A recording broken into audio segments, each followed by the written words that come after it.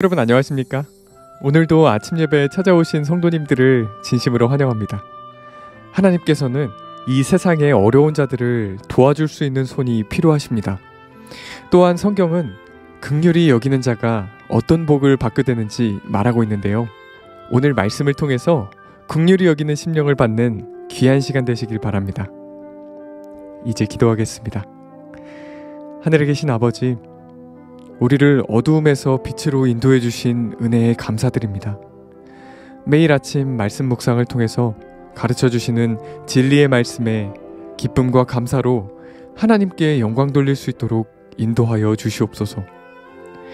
오늘은 긍휼히 여기는 자가 받는 복에 대한 말씀을 살펴보려고 합니다.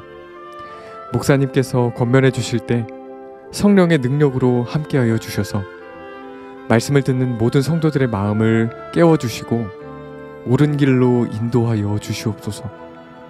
예수님의 이름으로 간절히 기도드립니다. 아멘. 안녕하십니까? 내일부터 한국의 큰 명절입니다. 1월 28일부터 1월 30일까지, 다시 말해서 화요일부터 목요일까지 구정 연휴를 보내게 됩니다. 연휴 동안에는 아침 9시 방송이 없습니다. 그 대신에 새벽 4시에 예배 말씀을 올려드리겠습니다. 아침 예배에 참여하는 분들은 새벽 4시에 올려드리는 말씀을 원하시는 시간에 예배에 참여하시길 부탁드립니다. 이번 구정 연휴에 여러분의 가족과 행복한 시간을 보내시고 1월 31일 금요일 9시 방송에 다시 찾아뵙겠습니다. 감사합니다. 오늘 저희가 함께 묵상할 제목은 하나님의 자비로운 돕는 손입니다. 이제 목사님께서 교제를 통해서 권면의 말씀을 전해주시겠습니다. 오늘 우리가 하나님의 자비로운 돕는 손이라는 말씀을 묵상하겠습니다. 하나님께서는 이 세상에 어려운 자들을, 가난한 자들을, 힘들어서 고통하는 자들을 도와줄 수 있는 손이 필요합니다. 오늘 이 말씀을 묵상하겠습니다. 구원은 하나님의 자비에서 시작됩니다. 하나님께서 우리를 불쌍히 여기셔서 우리에게 소망이 생긴 것입니다. 그러므로 주의 긍휼하심 때문에 구원을 받았다면 우리의 가장 밑바닥에, 우리 신앙의 가장 밑바닥에 불쌍히 여기는 마음, 긍휼의 마음이 있어야 하는 것입니다. 오늘 우리가 그 마음을 받게 되길 간절히 바랍니다. 본문 성경절 마태복음 5장 7절입니다.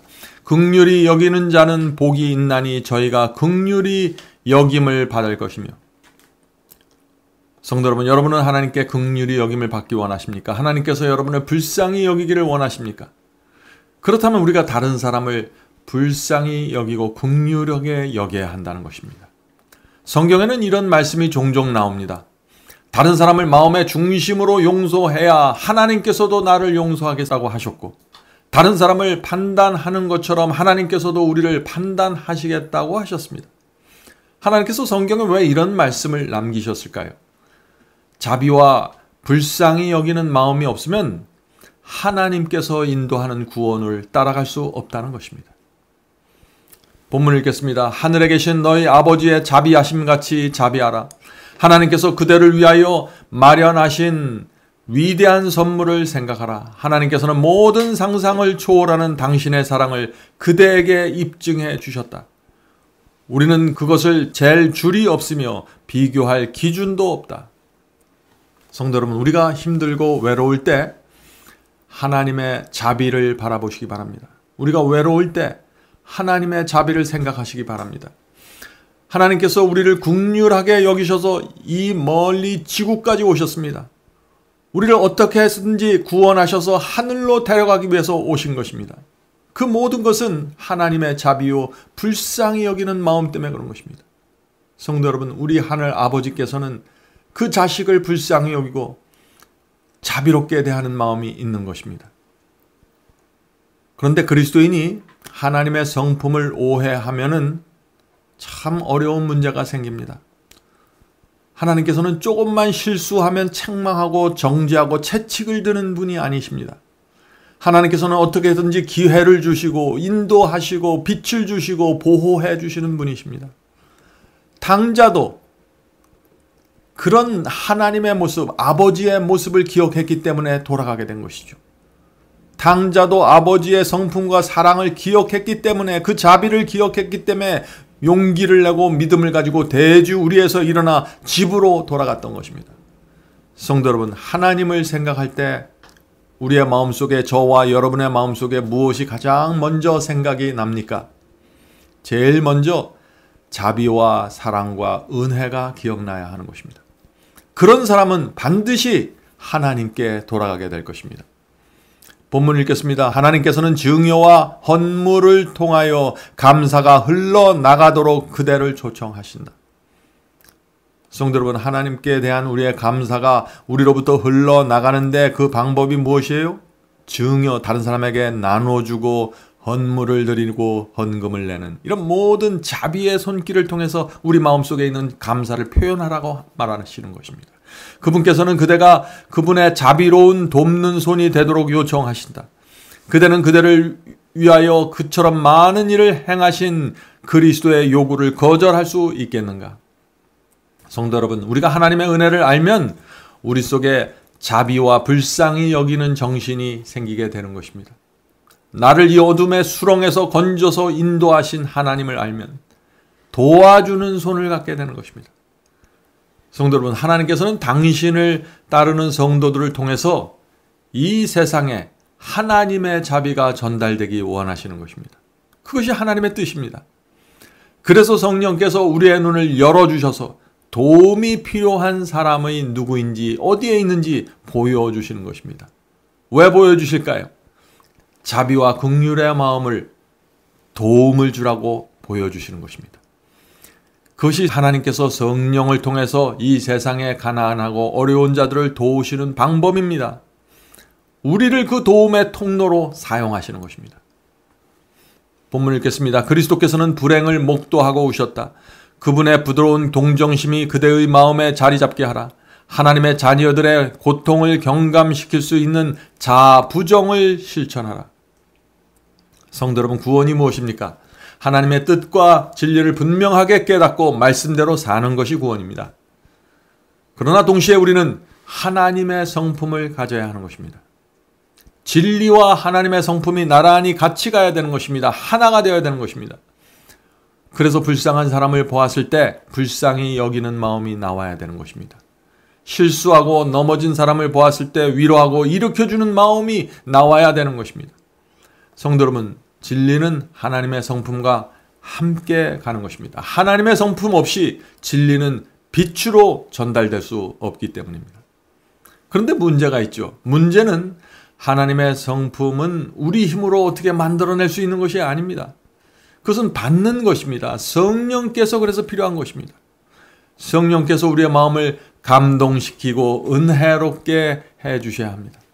우리가 정말 간절히 원하면은 성령께서 우리의 완악한 마음을 뒤집어 엎으시고 하늘의 마음을 주십니다.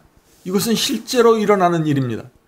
우리가 마음을 열고 성령의 역사를 구하면 전에 없었던 동정심이 우리 속에서 나오게 되는 것입니다. 불쌍히 여기는 마음이 나오는 것입니다. 이것은 날마다 이루어질 수 있는 하늘의 기적입니다. 원하는 사람들에게 말이죠.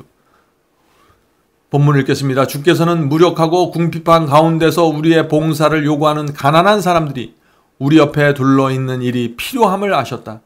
그들은 그리스도인의 품성을 완성하는 일에 있어서 우리에게 도움이 될 것이다. 왜냐하면 그들의 식탁에 놓을 식물과 그들의 몸에 걸칠 옷을 제공하는 일을 통해서 우리는 그리스도의 품성의 속성을 개발할 수 있을 것이기 때문이다. 여기 놀라운 말씀이 나오죠. 무슨 뜻입니까? 하나님께서 우리 주변에 의도적으로 가난하고 도움이 필요한 사람들을 두시겠다는 것입니다. 이유가 무엇이라고 했습니까? 불쌍히 여기고 긍휼히 여기는 마음을 받게 하고 훈련하게 하기 위해서 하나님께서 우리 주변에 그런 분들을 놓아두신다는 것이죠. 성도 여러분, 하나님의 성품을 담는 방법을 이해하셔야 됩니다. 하나님께서 우리 주변에 어려운 영혼들을 두시는 것입니다. 그것을 통해서 우리의 마음을 훈련시키고 필요를, 우리의 간절함을 불러일으키는 것입니다. 자비와 동정을 베풀고 연습하고 훈련하는 기회, 그것을 베풀어 주신다는 것입니다. 어떻게 해요? 가난하고 어려웠고 억울한 자들을 우리 주변에 둬서 그들을 도와주고 동정하고 붙들어주는 마음을 훈련시켜 주신다는 것입니다. 성도 여러분, 잊지 마십시오. 인생은 나그네 길입니다. 하늘 가는 훈련 학교입니다. 우리는 이 나그네가 모여있는 이 훈련 학교에서 하늘의 성품과 신앙을 배워야 하는 것입니다. 본문을 읽겠습니다. 우리 가운데 가난한 자들이 없다면 우리는 많은 것을 잃게 될 것이다. 가난한 자들이 우리 주변에 없다면 많은 것을 잃겠다고 했는데 무엇을 잃어버릴까요? 계속해서 읽겠습니다. 이는 그리스도인의 품성을 완성하기 위하여 우리의 자아가 부인되어야 하기 때문이다. 놀라운 말씀이죠.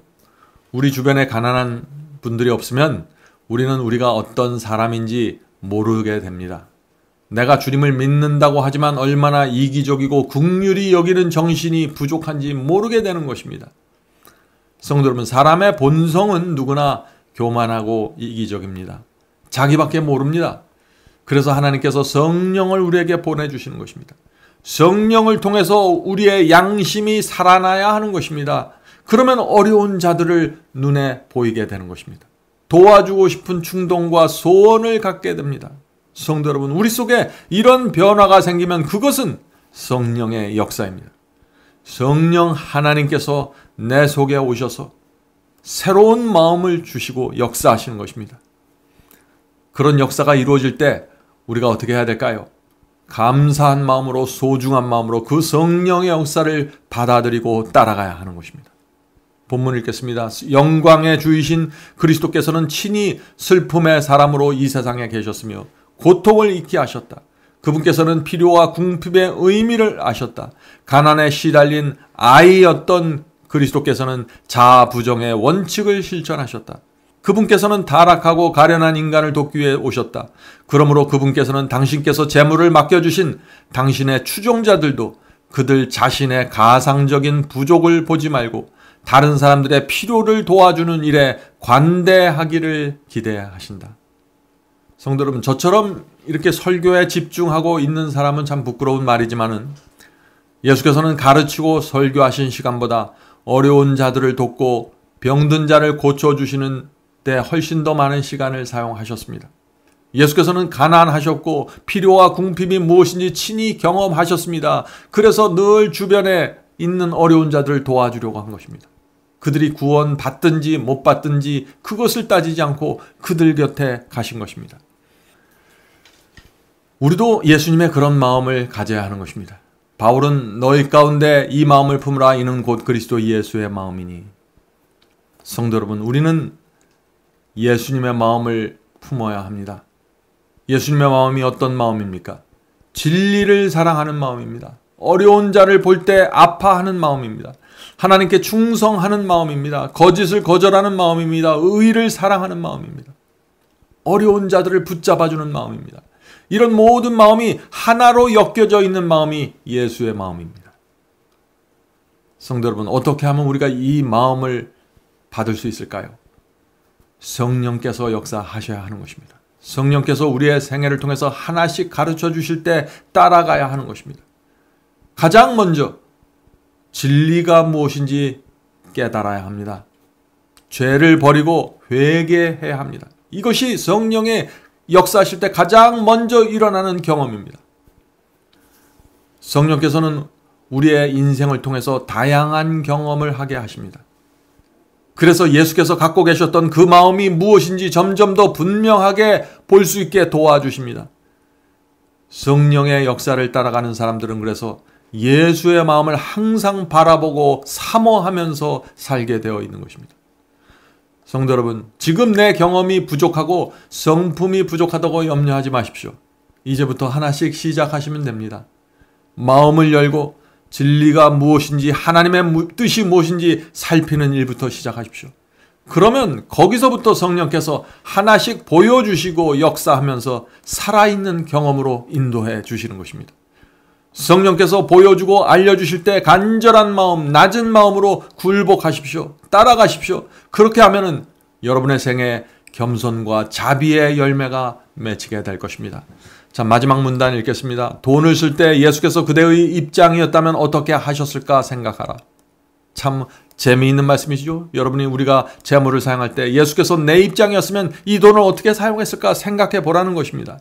그분께서는 당신을 따르는 자들이 당신의 자아 부정과 자아 희생의 발자국을 따르도록 요청하신다.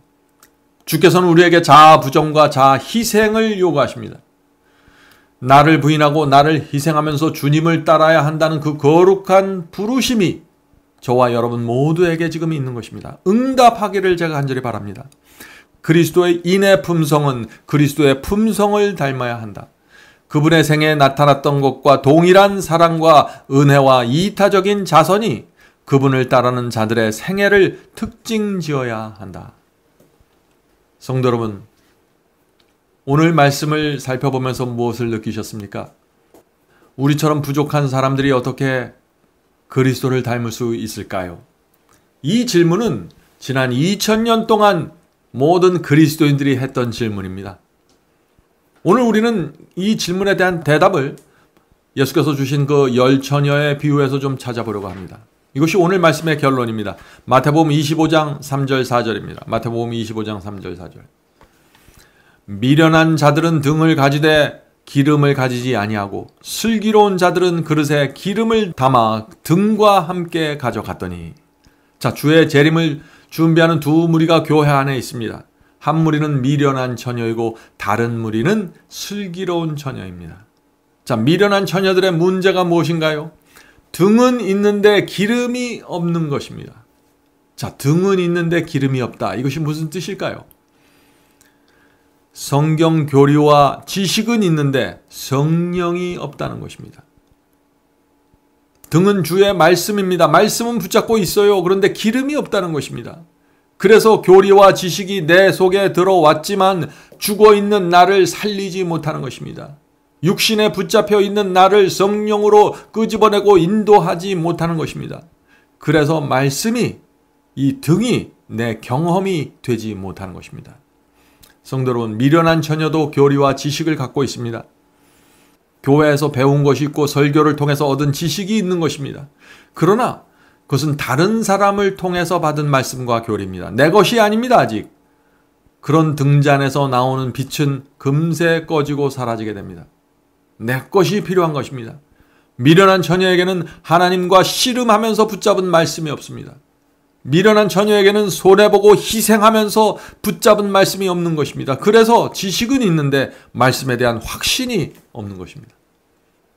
성도 여러분, 미련한 처녀들도 열심은 있습니다. 주의 재림을 기다린다고 말합니다. 교회 활동에 적극 참여합니다. 그러나 말씀을 읽고 깨달아도 마음을 바치지 않습니다. 십자가의 욕심과 정욕을 못 박지 않습니다. 세상을 버리지 못합니다. 진리를 따라서 좁은 길을 걸으려고 하지 않습니다. 미련한 처녀는 하나님의 말씀이 인도하는 대로 따르기 위해서 전적으로 굴복하지 않습니다. 반은 세상을 사랑하고 반은 하나님을 사랑하는 그런 상태에 자꾸 머무르게 되는 것입니다. 그래서 먹든지 마시든지 무엇을 하든지 하나님께 영광을 돌리는 그 전적인 헌신이 나오지 못하는 것입니다. 바로 이것이 등잔은 갖고 있지만 기름이 없는 모습이죠. 성도 여러분, 기름이 부족하면, 성령의 기름이 부족하면 성령의 열매가 맺히지 않게 됩니다. 열매는 나를 위한 것이 아닙니다. 열매는 다른 사람들이 내게 와서 따먹을 수 있게 맺히는 것입니다. 그러므로 열매가 없으면 이웃에게 나눠줄 것이 없게 되는 것입니다. 이웃에게 빛이 될 수 없고 하나님께 영광을 돌릴 수 없는 것입니다. 성도 여러분, 미련한 처녀의 문제가 무엇입니까? 성령의 역사가 어떻게 이루어지는지 모르는 것입니다. 그래서 참된 복음의 경험으로 들어가지 못하는 것입니다. 그래서 자비의 정신이 흘러나오지 못하는 것이죠. 슬기로운 처녀와 미련한 처녀의 차이가 무엇입니까? 결국에는 기름이 있는가 없는가의 차이입니다. 성령이 있는가 없는가로 나눠지는 것입니다. 이제 기도하고 마치겠습니다. 하늘에 계신 아버지, 성령의 기름이 필요합니다. 도와주시옵소서. 저희의 타고난 본성은 하나님의 뜻과 충돌합니다. 그래서 성령께서 저희에게 오셔서 저희의 마음을 부드럽게 해주시고 높아져 있는 교만을 내려쳐 주시옵소서. 하늘에 계신 아버지, 성령께서 저희의 마음을 자비롭게 해 주시옵소서. 어렵고 가난한 자들을 볼 때, 힘겨운 자들을 볼 때 다가가고 싶은 충동, 도와주고 싶은 소원을 가질 수 있도록 역사해 주시옵소서. 성령께서 그렇게 역사하실 때 따라갈 수 있도록 도와주시옵소서. 하늘에 계신 아버지, 오랫동안 주님을 믿었지만 불쌍한 자를 불쌍하게 보지 못하는 그런 마음이 있습니다. 저희를 불쌍히 여겨주시고 긍휼히 여겨주시옵소서. 하나님께서 저희를 도와주시고 일으켜주셔서 다시 저희 마음속에 믿음을 주시고 용기를 주셔서 다시 시작할 수 있도록 도와주시옵소서. 오늘 이 자리에 모여서 예배드리는 성도들에게 함께하여 주셔서 정말 하나님을 사모하고 하늘을 사모하는 마음을 주셔서 성령께서 저희 속에 들어오셔서 마음껏 역사하실 수 있도록 도와주시옵소서. 이 모든 말씀 예수님의 이름으로 간절히 기도드립니다. 아멘.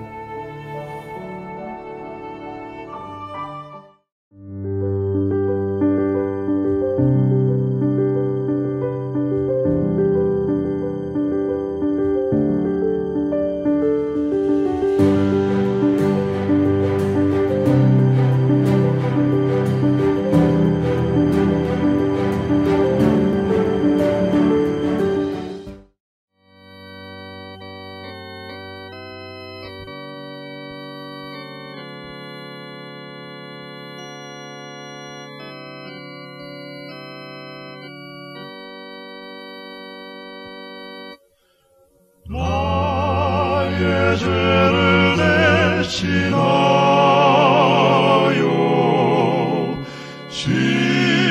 십자가에 달린 주,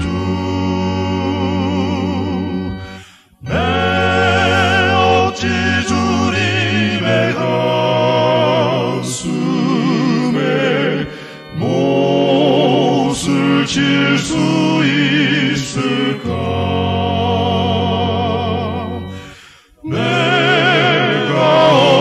다시 주를 목질할 수 있을까?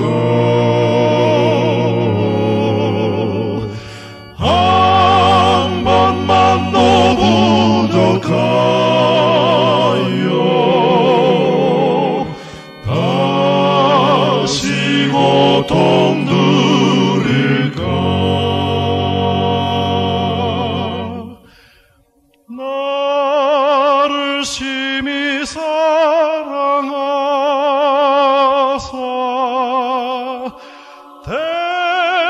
대속하신 주님을 내가 다시 배반하여 주를 실망시킬까?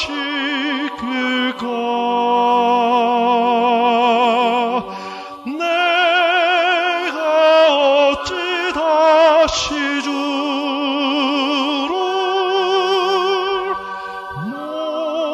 못질할 수 있을까? 한 번만 더 부족하여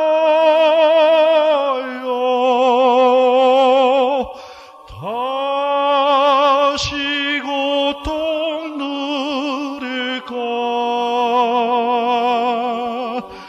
내가 어찌 다시 주를